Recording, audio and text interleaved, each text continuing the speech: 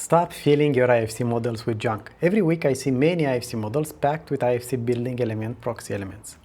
You see, when your model parts aren't mapped to the right IFC classes in your design software, the exporter doesn't know what they are, so it marks everything as a proxy. This means that your walls, doors and beams keep their shapes but lose their real names and data, making the model much less useful.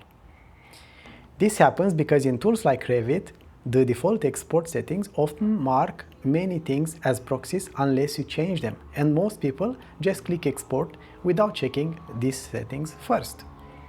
So if you want to fix that, don't use just the default export settings. Do this instead. Open your IFC settings before you export, look at each category carefully of course, set each one to the correct IFC class, and then save your settings so you can use them again later.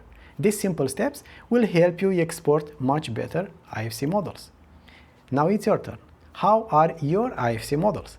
Are they full of proxy elements, or do you map everything correctly?